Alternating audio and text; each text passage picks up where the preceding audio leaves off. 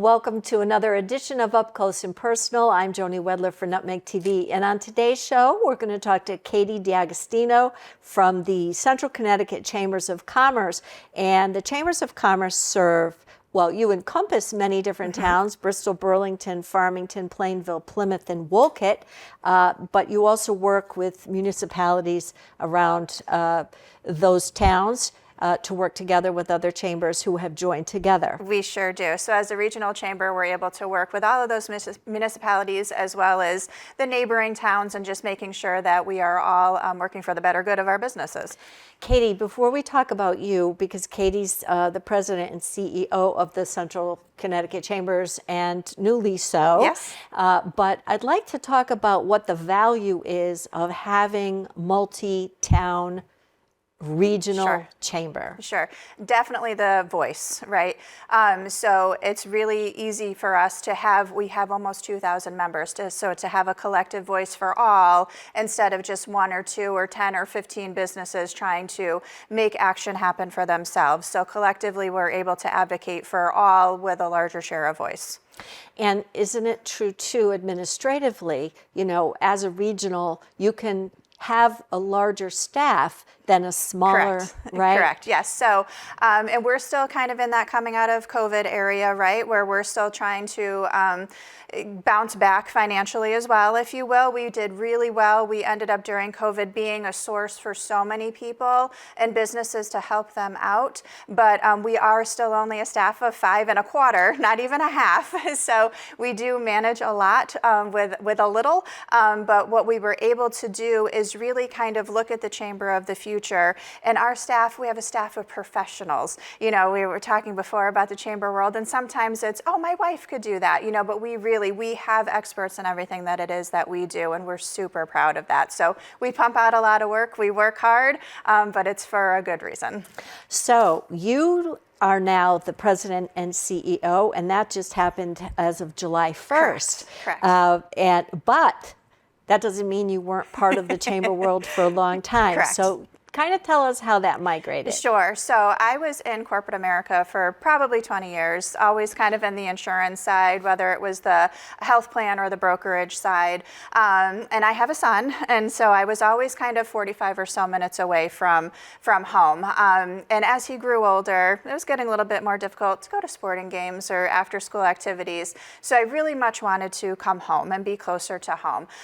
So you alluded to, I've been doing this job since July. So Cindy, my predecessor, I've known Cindy my whole life. So it was a very easy conversation to have of, hey, I really want to be involved in my community. I grew up in Plainville. I live in Bristol, so it was a natural fit for me, and I just wanted to be involved. I don't necessarily want to be involved on the political side, but I wanted to help the economic and workforce development growth of my region. It made sense to join the chamber staff at the time. So I joined in 2017, and yeah, we just kind of had a nice career path that Cindy and I had worked on. And, you know, since July, people congratulate me, and it's just funny to me because all I did was change an office. We had been working on it for so long that I kind of forget what people are congratulating me for. Well, congratulations Thank you. from us at Nutmeg TV, but it certainly is much more than moving an office, because you used to be able to go to Cindy and say, okay, what about this or that? Now people are coming to you and saying, Katie,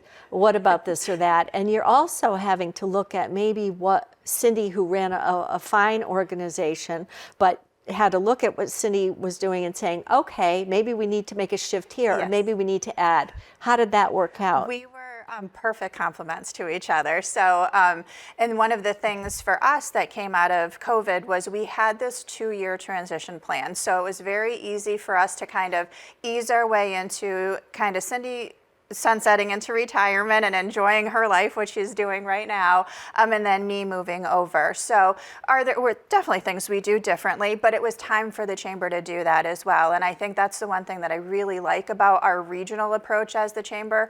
We have so many opportunities to bend and flex with the world that it really works no matter who's in charge, what our staff looks like, what our staffing model looks like. We really have the opportunity to just kind of figure it out, if you will. Now, you're located in Bristol. Yes. And tell us where you're located. So we are located at 440 North Main Street, which is, if you're familiar with the kind of plaza that we're in, it's where Santander Bank is, Tungsas Bristol is, but we are in the back. So in fact, we just had an event this morning at our office, which always makes us laugh because people usually arrive 10, 15 minutes late because you can't really find us, but once you find us, you know where we are, and then you're never going to forget. But the awning on our building says the Executive Suites. We're right back there, right next to Dr. Himmelstein and Connecticut Ears, but we're always just a phone call away too if you ever can't find us. Really good parking. Really good parking, yes. You were in some historical buildings, We were. and I enjoyed visiting there because those it was were nice. fun. Not always the easiest to park. Correct. Yes, our buildings were fun. We did have some offices in bank vaults before. It was super fun to kind of walk in and see that. But yes, our building now is much more adaptable to business. Right. Now, the history, the Bristol Board of Trade goes way back to the 1800s. And it was to promote the interests of Bristol and aid in the protection and development of all legitimate enterprises. So it seems like that mission statement has kind of stayed Correct. with the chambers. What is the Bristol Chamber or the Central Connecticut Chambers now doing to promote and develop business? Absolutely. So I would say yes, late 1800s.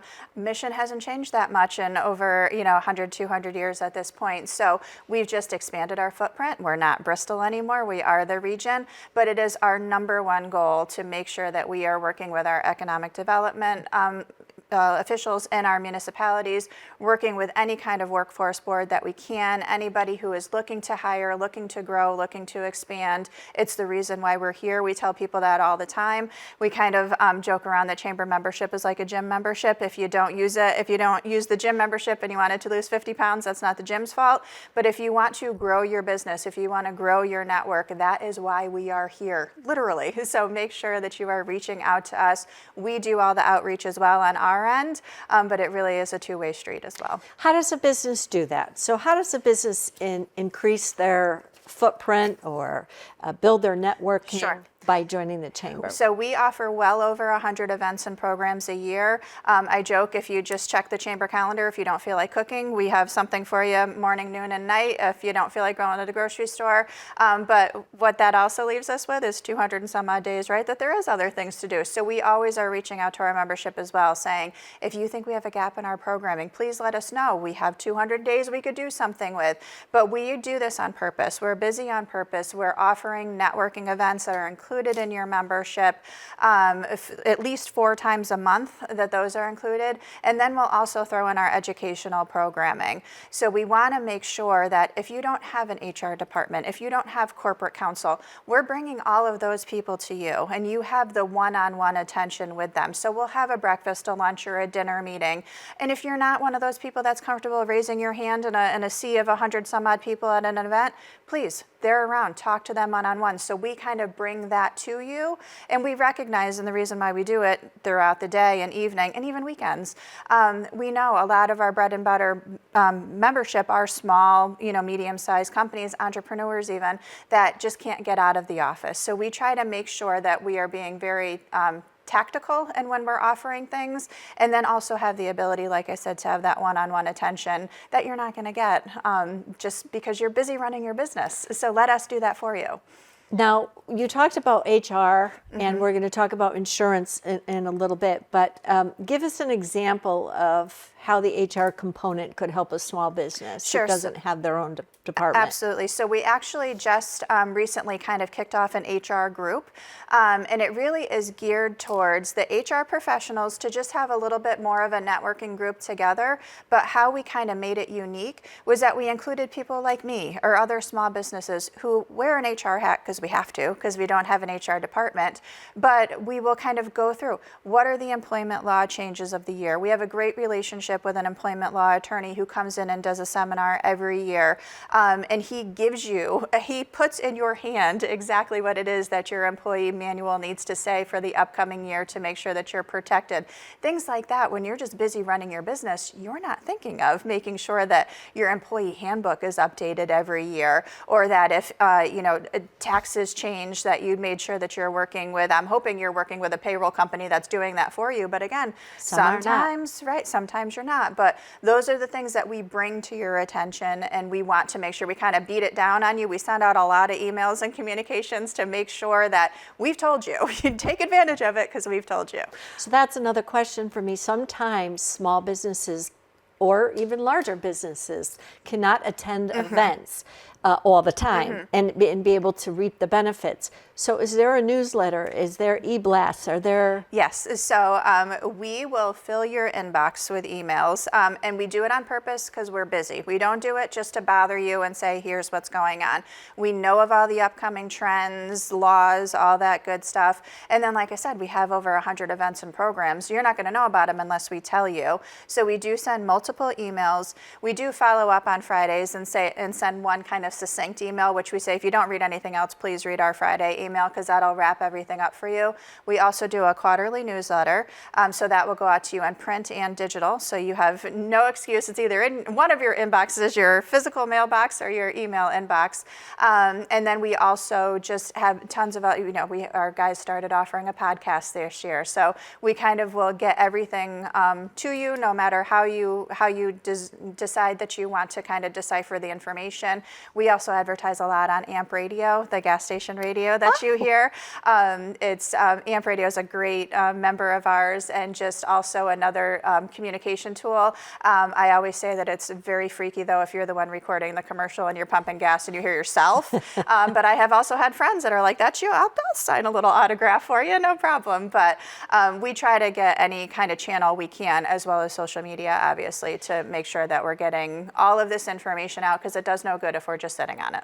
And I was going to ask you about social media. How do you work with social media and your businesses? Yep. So we have Facebook, Instagram, LinkedIn, and we have a little bit of a presence on YouTube. We're going to kind of reinvigorate that. But not only are we posting our information, again, as a means to get it out, but we always tell our members, in fact, like I said this morning at our event, we have almost 2,000 members. We have a 5-person staff. So we can't spend all day, every day scouring social media, but please tell us, because we don't want our channels to just be about us. If you have something going on, something you want to promote, it's a value add of your membership. It's another added reach and avenue for you to get your message out. So we just ask our members, please tell us what's going on, and we will promote that for you.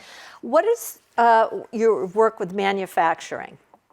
Because I believe you've partnered, you have someone on staff who does your manufacturing, but you've also partnered with Paul Lavoie. Yes. So can you tell me a little bit about that? Absolutely. So we do act as an executive director for CTMA, the Connecticut Tooling and Machining Association. So Kathy on our staff does manage that relationship, and basically managing everything from their communications to events, and ensuring that their membership is active and engaged.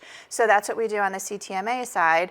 And then Paul Lavoie, a great kind of phone a friend, chamber friend of ours. So Paul is the immediate past chair of my board, and in his new role as State Chief Manufacturing Officer, he's kind of taken the ball and has run with the manufacturing industry. So we have joined his manufacturing ambassador team that he runs. And if you just follow Paul on LinkedIn, you know everything about manufacturing in 3 minutes. He does a little video on that. So he's a nice little extension that we're able to reach out to and just say, hey, what do we need to know? Because obviously Bristol is basically the manufacturing capital of the world, right? So we want to make sure, I think we have over 600 manufacturers in the city, so we want to make sure that we're up to date on everything happening in that world as well. Absolutely. And we talked before we started the show that if there's a retailer who's going out, or a manufacturing company who's maybe moving to another area, that you work together to try to rehome those employees. Absolutely. We have great relationships with our economic development directors. And then if anybody hears of any of this, or if the press alerts us to any of these kind of mergers, acquisitions, closings, whatever you want to call it, relocations, we're definitely making sure that we're working closely with the business, with the employees, and with economic development in the region to make sure we don't want to ever see that, unemployment number get any larger than it is. So we really want to make sure that you land on your feet somewhere. It's wonderful. It's really wonderful. Now we're going to talk about committees, but can you tell me about a recent business, a new member of the chamber? So we just had a new member join yesterday, actually. It's a computer company. So it's always great to have large, medium, small businesses join us. One of the goals at our chamber every year is annually we like to have 100 new members join a year. In 2023, we had 172. So I think we're doing our job and we're doing it well, and it's a testament to our staff and to our membership director, Andrew, who does that. But just really, he's just out there making sure there's, feet on the street, knocking on everybody's door, kind of driving home that message of what the chamber is. So we have had new businesses last year that are a couple hundred employees, to our entrepreneurs that are renting space at one of our local members, the Bristol Bazaar, and then they've joined as well. So, it's great for us to see that people really understand the value of what it is to belong to a chamber. So I'm sure you have a story of your many years in the chamber work of how the chamber and a business really helped each other. Sure. Actually, I'll just bring up the Bristol Bazaar that we were just talking about. So the city of Bristol, as every municipality did, get their federal ARPA funds, the American Rescue Plan Act funds. So what the city of Bristol did was they took a chunk of what they got and they put it out to local businesses in town and said, transformational, really cool projects, let us know. Come in and write proposals for us and we'll figure it out. So the owners of the Bristol Bazaar are also the same owners as Dusty Dude Woodworks, Karen, Eric Farikis. And they are just super forward-thinking couple, and they just really want to be involved in their community and really just kind of grow and thrive in Bristol. So one of the concepts that they came up with was Bristol Bazaar, which is kind of like a maker space. It is handmade vendors come in, they rent a table, they rent space, they even have shelves now. They've kind of grown so big from what their original vision is. But they were talking with us, and it was a pie in the sky idea at that point in time. This is what we want to do. Might be 5-10 years down the road. And I was like, well, wait a minute. The city of Bristol has this pot of money. I believe the application was actually closing in 3 days after our conversation. And it wasn't just a, hey, fill out your name and let us know if you want money. It was a very robust application that they had to fill out. But because they had that conversation with us, they were able to get in. They were able to get into the application cycle. And lo and behold, a year later, here we are. They're a crazy, thriving business in town. They just opened up a coffee shop / brew place right next door called Yellow King as well. And they're just doing fantastic. So it's on Race Street in Bristol, 67 Race Street. So right around the corner. So if you ever find us at the chamber and you drive right around the corner, you'll find the Bristol Bazaar. But just again, if we didn't have the conversations and the friendships because we really do, we build friendships and families. We see I told you we do 100 events and programs a year. We see these people more than we see our families sometimes. So they really understand and will reach out to us, and we are happy to point anybody in the right direction in order to make sure that they get their vision fulfilled. I don't know if you're feeling the infectiousness. I'm blown away. Katie, you are just bubbling over with all of this, and it just, it so well, and you're so infectious that it's a real treat. I mean, there are some times where you see organizations that they're doing what they need to be doing, but the energy isn't always where it needs to be. So your businesses are so lucky to have you. And thank we you. really are. Our team loves what we do. So, and it's helping people. I mean, come on. Yeah, but that starts at the top, and you have to have that. Economic development and legislative are your Yes. two very active committees. Correct. So what does legislative do? So legislative actually is just a collective group of chamber members. We get together every other month, the off months that economic does not meet. And we really kind of talk about our legislative agenda. We sort of align it with CBIA. Again, strength and voice, want to make sure that we're working with the businesses of the state and we're not kind of creating our own little agenda off to the side that is not going to get pushed forward. And then because we are a region, we do work with tons of the state senators and representatives. And so we just make sure that we're talking every other month, getting that agenda, figuring out what our events and programs are going to be, how we're going to push it forward. And then we do kind of mirror a couple of events that we have. Our state reps and legislators do come in and they'll kind of give us the update. We actually turned one of our events last year, which was super popular. So we're going to, again, we talked about kind of the reinvention of things. So we do have an annual legislative breakfast. I'm sure everybody knows that chambers have a few things that you just have to do, and that's one of them. And it was, it was great. They panel discussion, and you have the same 5 people probably that ask questions in the audience, and then we break. But what we did in 2023, and we'll continue in 2024, is we kind of did breakout sessions that almost looked like a speed dating area. It was very funny. We gave all of our legislators a little table, kind of put up a little plaque of here's the committees they're on, here's the municipalities that they support, go. Set free into the world and go talk to them. Our event runs 7:30 to 9:30. I'm pretty sure it was about 11:15, and we were still trying to kick people out. So again, we have the access to that you wouldn't get just as your own individual person. So, our legislative group is very, very active. That's and wonderful. a good thing to be a part of. One thing you said before we started the show was that sometimes people are a little intimidated by asking a question in a Yes. large group, and that gives them an opportunity to have a one-on-one, or at least a much smaller, make that connection Yes. and then follow up later on, and you provide that for them, as well as the economic development program. Now, I want to talk about marketing a little bit. We have only about 7 minutes Sure. left. One of the things that you do, you have an ambassador program, but you also do some marketing for We do. businesses. Tell us how that works. Sure. So our marketing is available, again, kind of in all channels that you can think of and at all price ranges that you can think of. So we have corporate sponsorships that includes us helping you get emails and materials and everything out, that the top price of that is $25,000 and more if anybody ever wants to give me more than $25,000. But then we also just have simple email blasts that we'll do for $50. Again, if you want to just promote something that you have going on and you feel like maybe your social media reach isn't getting enough, or you just don't have enough eyes on things, let us know. We help you with that information, and we do try to make sure that we are as affordable as possible. I think one of the barriers in terms of chambers of commerce that everybody will kind of see is we are still a business, we are still a staff. So as much as we try to keep everything low and economical for people, if we do have to charge you something,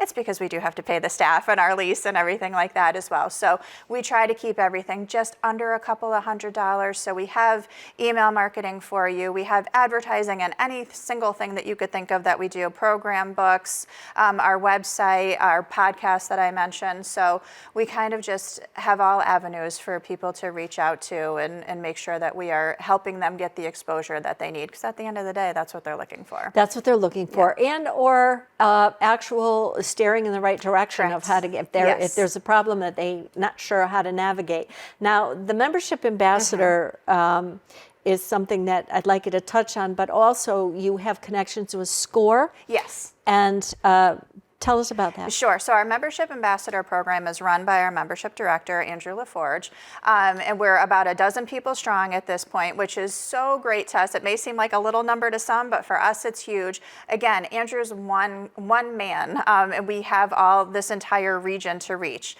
So we really kind of reinvigorated that program this year, signing people up. Our ambassadors really will then in turn turn into a buddy for maybe a new member or someone who's thinking about potentially joining our team or our group, but doesn't want to go to a breakfast by themselves. There's always those people who, don't feel comfortable walking in and just grabbing a seat somewhere.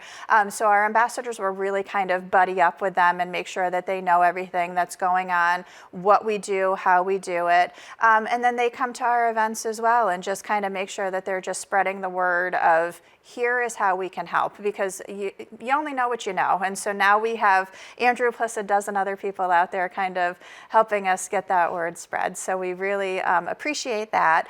And then we do have relationships with SCORE, the Service Corps of Retired Executives.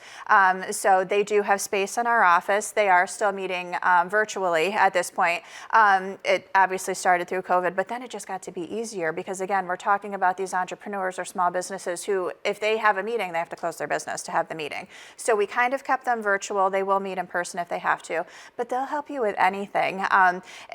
Where are you going to get your finances? How are you going to write your marketing plan? All sorts of stuff. And then even, are you ready? Are you sure you're ready to do this?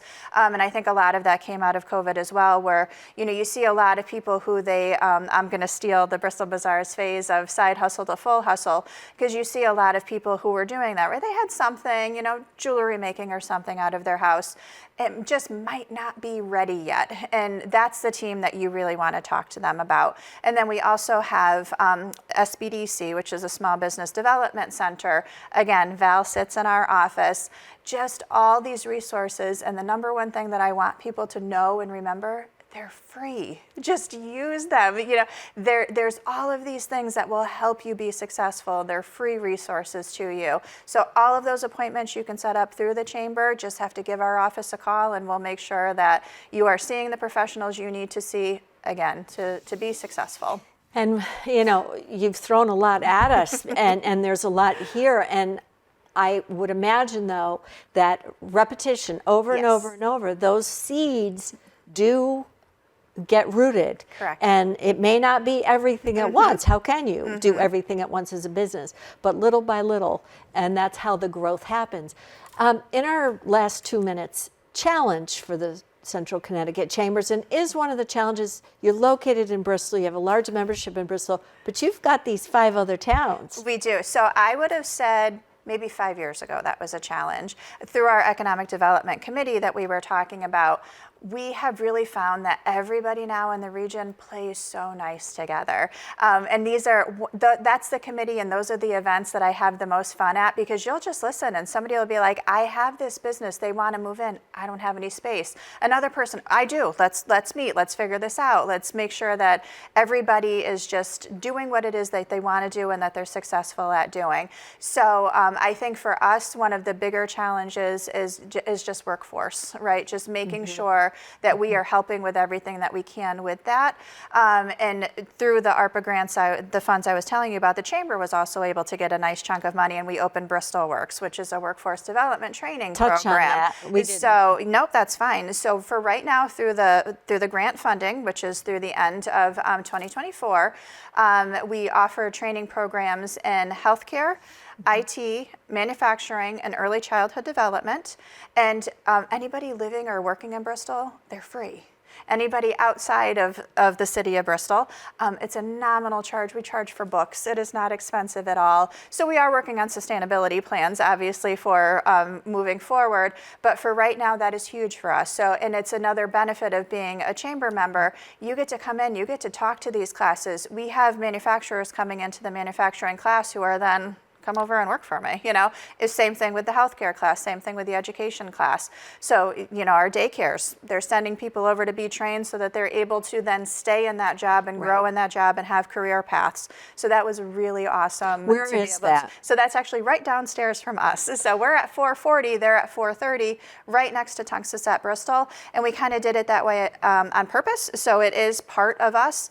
We're in the same plaza, but we kind of built that little educational hub, right? We have Tunxus at Bristol working right next door. Then we have Bristol Works, and Bristol Works is really geared for that adult age learner. Yeah. So anybody who's coming out of high school, underemployed, unemployed, or just wants to get some different skills, we're offering a whole bunch of stuff. I am just so amazed at the growth of the Central Connecticut Thank you. Chambers. I wish you all the best. Thank you we so wish you all the much. best. We look forward to working with you. Absolutely. And if you're interested in learning more about the Chamber, the website will be on the end of the show here. And please don't be shy about reaching out. I think there's a whole library of not only resources but networking opportunities available for Yes. business. So thank you so much for joining Thank us you for having me. I appreciate on this it. edition of Up Close and Personal. Until next time.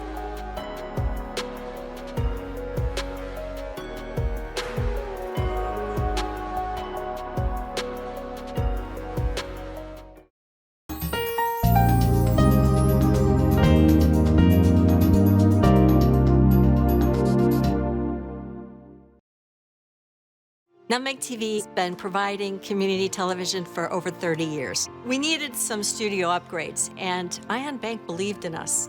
As a result of Ion Bank's financial help, we've been able to help others move on in a field that's difficult to get experience in.